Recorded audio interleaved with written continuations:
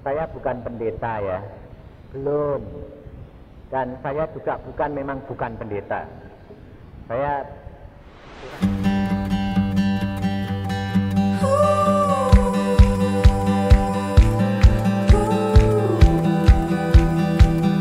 Tuhan mengatakan, kamu tidak usah jadi pendeta. Karena saya ingin sekolah pendeta, ditawarin 2 kali, sekarang ini ditawarin lagi, tapi Tuhan mengatakan tidak usah jadi pendeta. Kalau jadi pendeta nanti tidak bisa pergi-pergi katanya. Jadilah penginjil saja, katung kampretnya Tuhan saja. Jadi maafkan saya kalau disebut pendeta itu saya jadi hati saya jadi ciut karena Tuhan sendiri mengatakan kamu bukan pendeta, kamu kasungnya Tuhan. Ya, saya bilang. Saudara, orang Solo ini tahu bah, kalau kasung itu disuruh-suruh. Tetapi kalau kasung itu masih punya maksud sendiri. Karena kalau disuruh, kadang-kadang umpamanya di sini saya lihat ibu-ibu. Ini 90% terdiri sama orang wanita semua ini. Saya jadi puji Tuhan, saya bilang. Karena ternyata gereja di sini kok 90% isinya wanita. Karena nanti di surga itu tidak ada laki-laki, adanya wanita semua. Loh bener, percaya enggak? Di surga itu tidak ada laki, yang laki itu cuma Tuhan Yesus. Semuanya itu pengantin perempuan. Jadi tidak ada orang laki. Jadi kalau sekarang di gereja ini sudah ada perempuannya banyak, lakinya sedikit. Puji Tuhan, karena kamu tidak usah diubah menjadi laki-laki. Karena sudah menjadi seorang perempuan, biasa menerima apa yang menjadi kehendak suaminya. Tapi kalau orang laki-laki itu nanti diubahkan menjadi seorang pengantin perempuan, susahnya setengah mati. Karena apa? Biasa merintah. Nanti di sana diperintah Tuhan, berontak dibuang ke dalam neraka. Maka dari itu, kalau mau menjadi hamba Tuhan atau pengantin perempuan Tuhan, harus belajar penuh dengan penyerahan. Karena firman Tuhan berkata, ucapkan syukur, aminkan di dalam segala perkara. Makanya orang laki-laki itu yang bertobat lebih sedikit. Gereja ini biasanya penuh sama orang perempuan. Orang laki susah. Karena apa? Orang laki-laki selalu pakai otak, rasio. Orang perempuan pakainya apa? Perasaan. Ya dah, mudah terharu, lihat Tuhan Yesus disalib, turut nangis. Ya dah. Jadi kalau bilang aku mati untuk engkau, mari datang kepadaku. Orang perempuan paling cepat. Karena apa? Kalau di rumah kerap kali mendapat marahan dari suaminya, mendapat tekanan, mendapat hinaan. Jadi kalau Tuhan Yesus bilang gitu tuh, Tuhan kok tahu hatiku ya, terus datang. Nah, gerejanya penuh sama perempuan. Jadi tak usah khawatir, surga nanti isinya orang perempuan. Yang banyak isinya neraka itu laki-laki. Jadi puji Tuhan. Karena apa? Karena orang perempuan itu adalah pendoa yang baik. Ada suatu perumpamaan. Pada waktu hamba Tuhan mengadakan kebaktian kebangunan rohani. Kebaktian. Kemudian ada seorang ibu membawa anaknya itu sakit, bawa ke depan. Tapi hamba Tuhan ini khotbah terus, tidak barbar. Sampai 1 jam tidak bar. Nah ibunya ini bingung. Anakku ini keburu mati nanti. Kok ini pendeta kok tidak barbar? Bener, mati. Anaknya mati di dalam pangkuan ibunya, di dalam gereja. Dan kemudian pendeta ini selesai, dia datang. Pendeta, gara-gara kamu khotbah tidak barbar, anakku mati sekarang. Karena aku menunggu engkau doakan, engkau tidak berdoa untuk anakku, khotbah ngobrol terus, akhirnya anak saya mati. Lalu pendeta ini, mari kita berdoa. Ditumpangin tangan, didoakan, tidak bangkit. Lalu pendeta ini marah sama jemaatnya. Ayo, jangan melotot lihat saja. Kamu berdoa untuk anak ini. Semua berdoa. Lalu berdoa, anak ini bangkit. Menangis bangkit. Wah, pendetanya rasanya, puji Tuhan, saya dipakai, heran dengan Tuhan. Lalu pada waktu dia berkata begitu, dia dapat penglihatan. Malaikat itu masuk dari pintu gereja, berjalan, membawa mahkota. Wah, pendetanya artinya, wah ini dia. Siapa lagi dapat hadiah kalau tidak saya? Masuk. Wah, pasti tidak ada yang dikasih. Terus berjalan, naik ke mimbar. Wah, siap dia. Pikirnya, wah dari belakang. Ditunggu-tunggu, sudah pasti lewat. Loh, kok lewat lagi? Keluar sana. Mahkotanya dibawa ke belakang.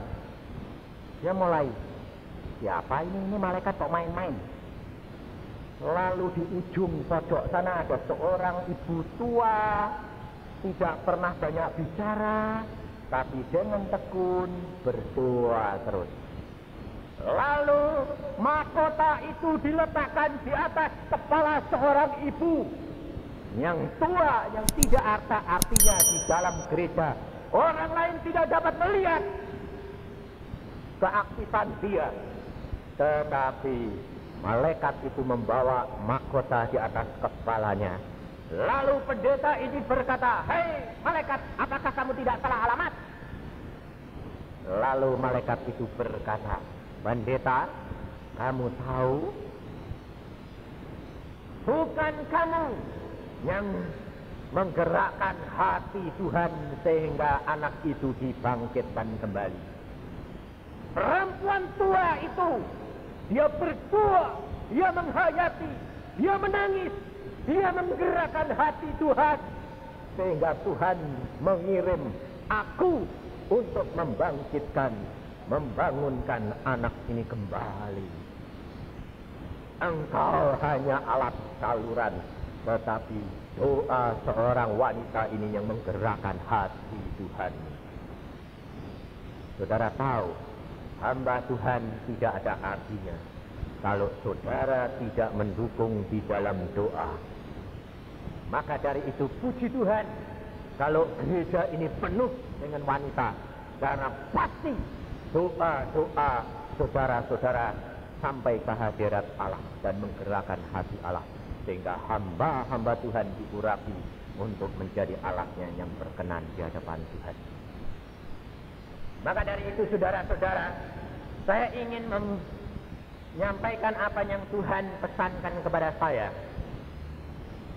Pada waktu saya ingin membawakan firman Tuhan ini, tadi pagi Tuhan mengatakan, bawakan tentang hal kendaraan Tuhan. Ini saya dapatkan pelajaran pada waktu saya berdoa. Tuhan mengatakan,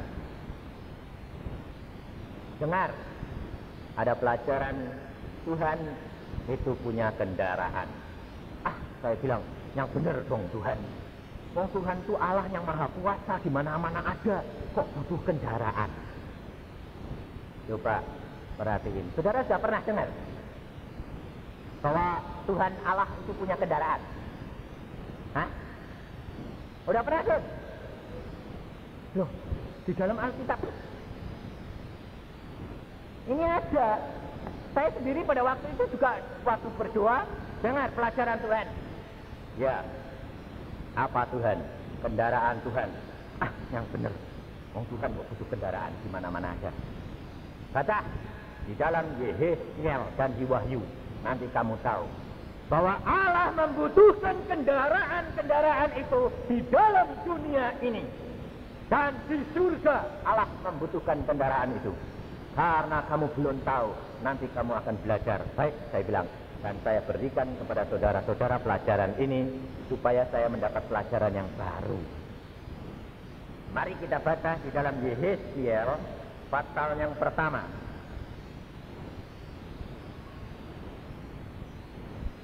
Yeheskiel pasal yang pertama.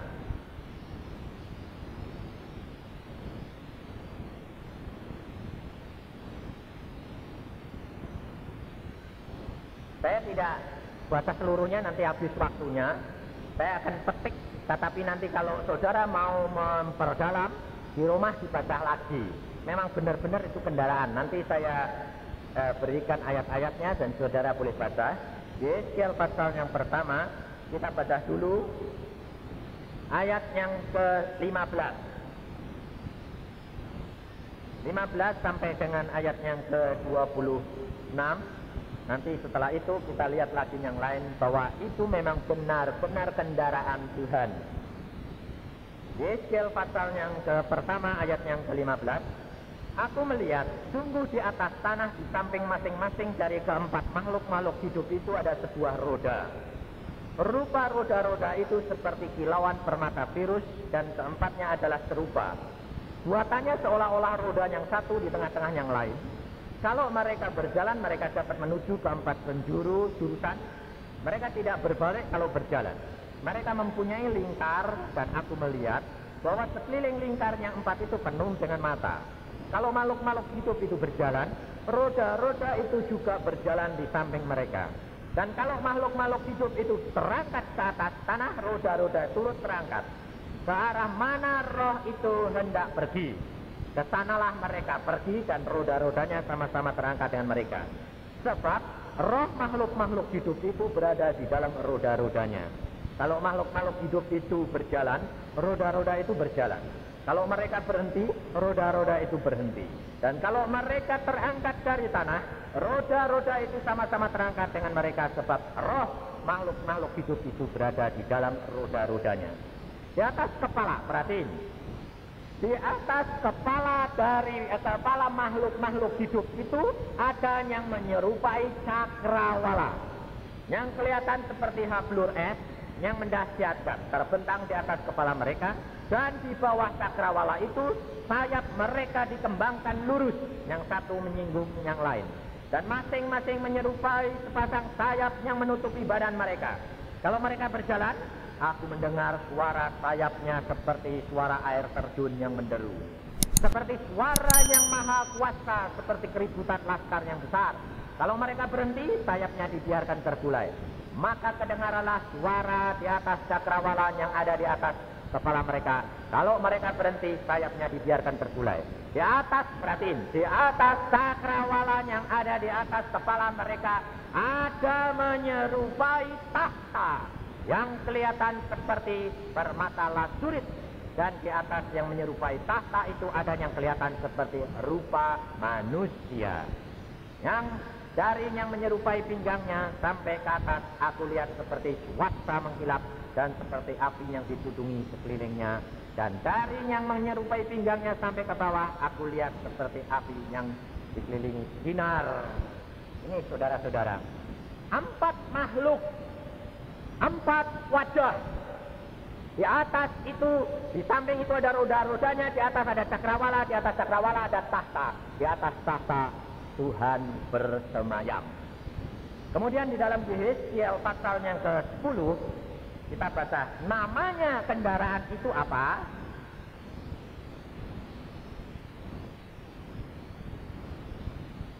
Ayat yang ke-13. Aku, Yeskiel pasal 10 ayat 13. Aku dengar bahwa roda-rodanya disebut puting beliung.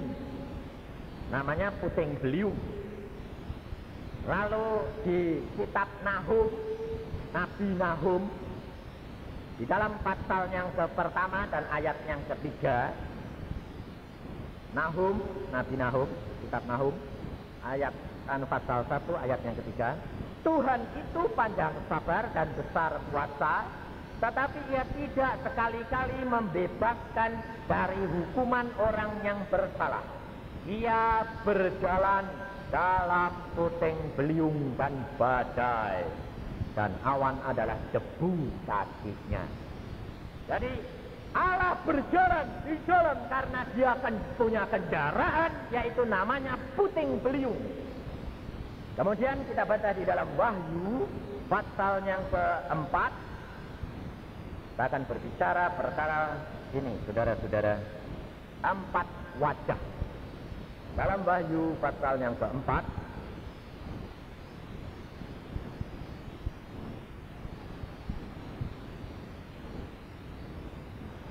ayat yang kelima. Wahyu pasal 4 ayat yang kelima. Dan dari tahta itu keluar kilat dan bunyi guru yang menderu.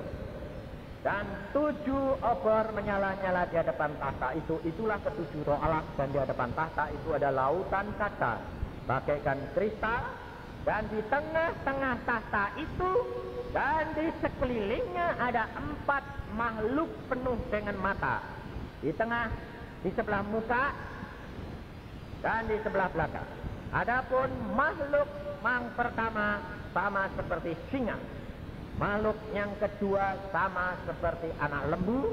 Makhluk yang ketiga mempunyai muka seperti muka manusia. Dan makhluk yang keempat sama seperti burung nasar yang sedang terbang.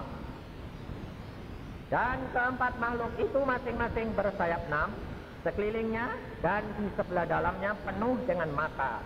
Dan dengan tidak berhenti-hentinya mereka berseru siang malam, Kudus, Kudus, Kuduslah Tuhan Allah yang Maha Kuasa, yang sudah ada dan yang ada dan yang akan datang. Inilah saudara-saudara kendaraan Tuhan, di mana tahta Allah berdiri di atas 4 makhluk itu. Belakangan ini ada kaset dari seorang hamba Tuhan. Entah, kalau tidak salah saya dengar, kalau salah maafkan. Hamba Tuhan itu dari gereja Betel juga, di mana saya lupa, di Medan atau di mana. Dia seorang hamba Tuhan, tapi sekarang dia meninggalkan. Dia mengatakan begini dalam kasetnya itu. Tuhan Yesus itu tidak real, artinya tidak nyata. Karena di dalam kitab Injil, 4 Injil, Injil Matius, Injil Markus, Injil Lukas, dan Injil Yohanes atau Yahya, di situ digambarkan tentang Yesus, manusia Yesus itu 4 rupa. Yang Matius membicarakan perkara Yesus sebagai raja, yang Markus menjadi pelayan, yang Lukas sebagai manusia, dan Yohanes sebagai Allah.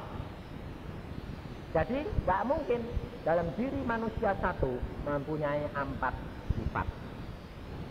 Tetapi hamba Tuhan itu yang sekarang bukan hamba Tuhan, dia tidak mengerti akan isi Alkitab.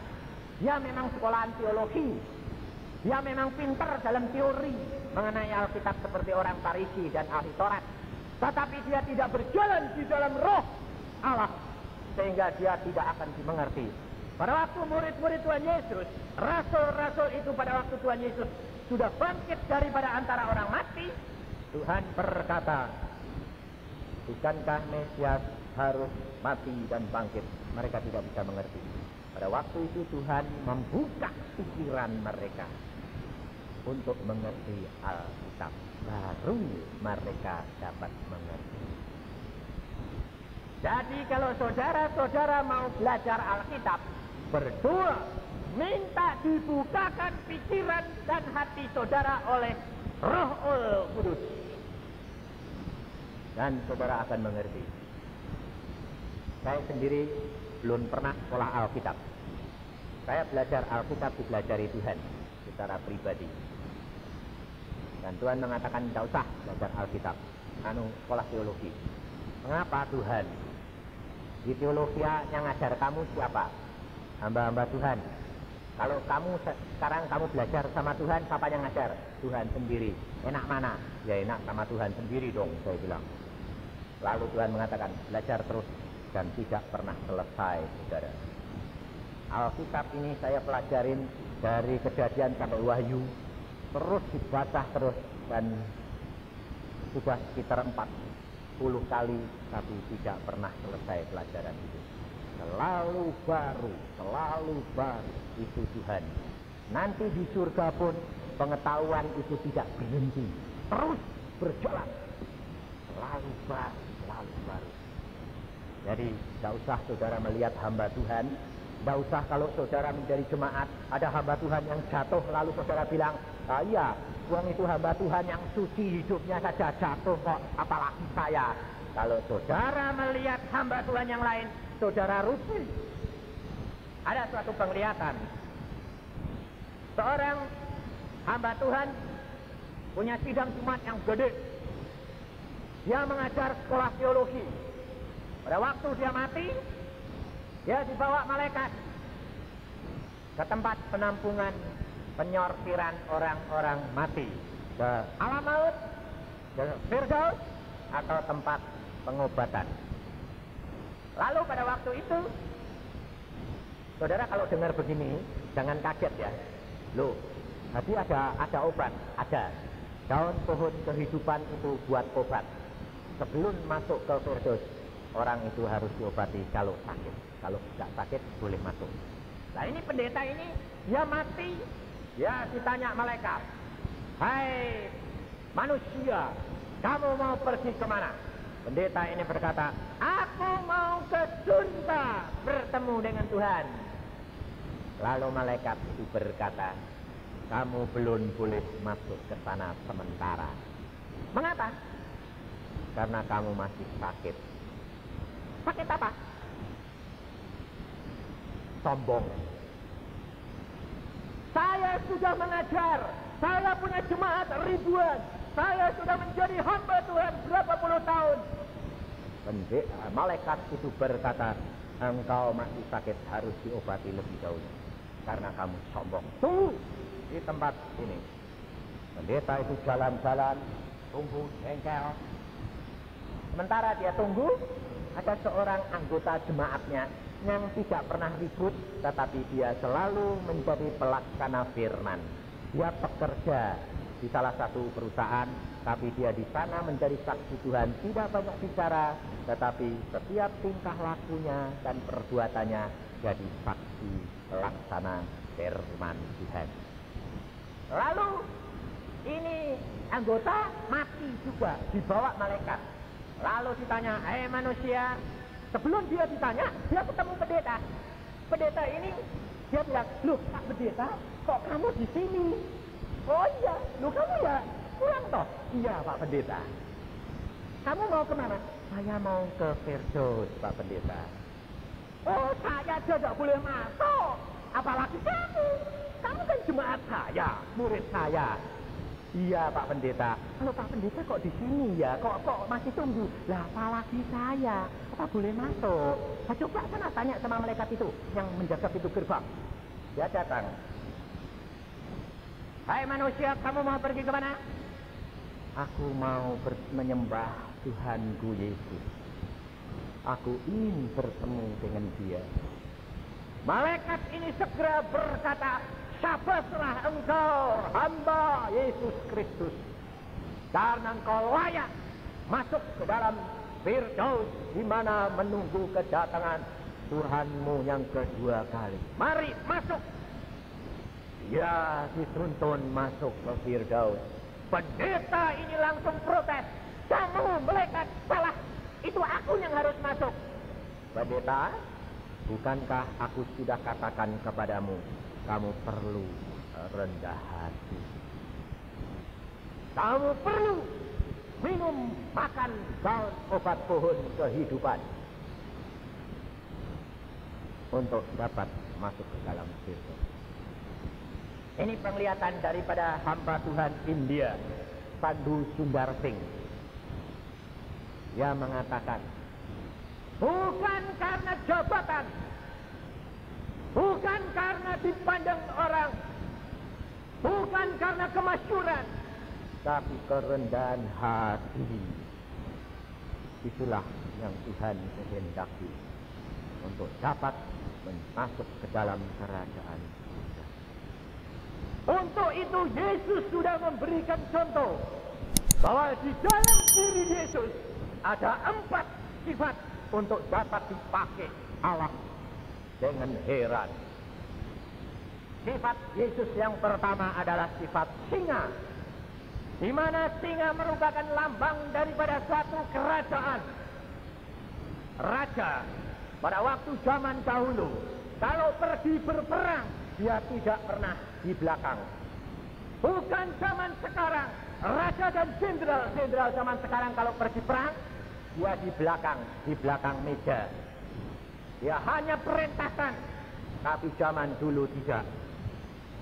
Dia berjalan di depan, dia menghadapi musuh, dan dia harus memenangkan segala-galanya.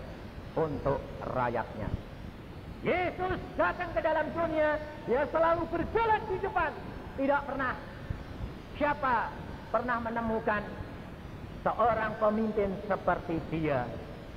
Dia selalu berkata, kamu pergi ke Galilea, nanti aku akan mendahului kamu ke Galilea. Mengapa saudara-saudara takut kalau saudara pergi? Kalau saudara berjalan di dalam dunia ini, padang gurun ini, mengapa saudara takut menghadapi pencobaan? Mengapa saudara takut menghadapi segala aniaya? Mengapa saudara takut meninggalkan semua-semuanya untuk Tuhan?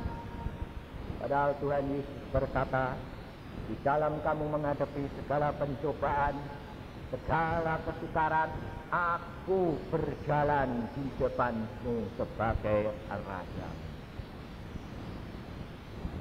Coba saudara-saudara renungkan. Hari ini Tuhan mengatakan, mengapa kamu takut?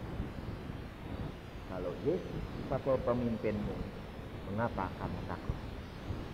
Hal ini saya alami secara pribadi. Saya tidak pernah takut.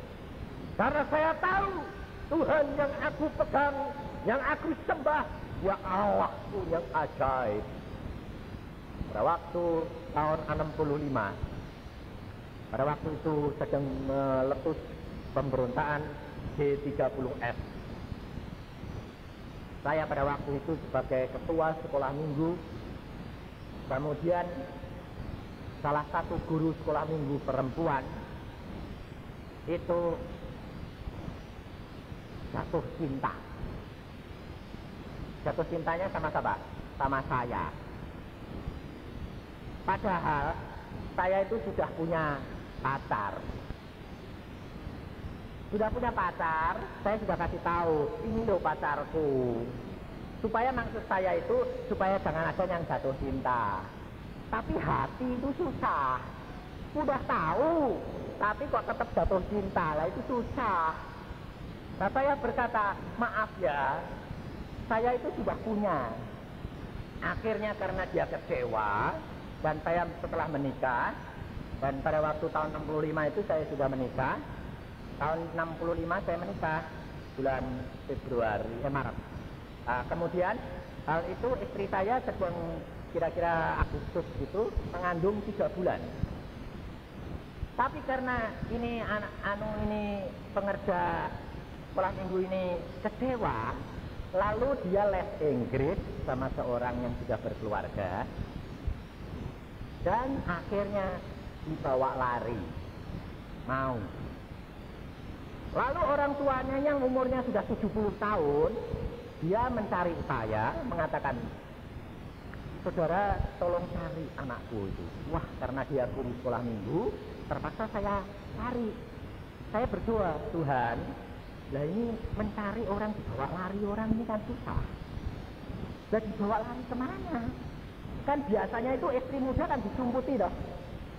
Ini disumputi. Walah ini repot ini Tuhan. Yang membawa lari adalah ketua salah satu partai politik. Pada waktu itu berkuasa penuh. Tuhan mengatakan, cari, aku akan tunjukkan tempat dan kamu akan mendapatkan dia pulang. Oke, karena Tuhan perintah, saya cari. Tidak memandang risiko apapun juga, saya tidak tahu. Karena saya tidak tahu yang bawa lari siapa, saya cari. Cari ketemu di gang yang sempit, ketemu bawa pulang. Ayo pulang. Bapakmu mencari, kamu bikin susah. Kalau dia mati nanti kamu yang susah tanggung dosanya. Bawa pulang. Ya, bawa pulang. Kemudian orang yang bawa lari ini sakit hati, dan dia memerintahkan anak buahnya membunuh saya. Ada 4 pemuda yang pada waktu itu setelah G30S jatuh, maka dia berkuasa penuh. Siapa yang mau dibunuh, bunuh. Dan pembunuhan pada waktu itu banyak sekali, disembelih. Ini 4 pemuda mencari saya. Saya di kampung dengan kontrak rumah sama istri saya sedang mengandung 3 bulan. Kemudian teman saya ini seorang intel polisi, orang Kristen, dia mengatakan, Saudara Cipto, Anda nanti malam jam 11 mau diambil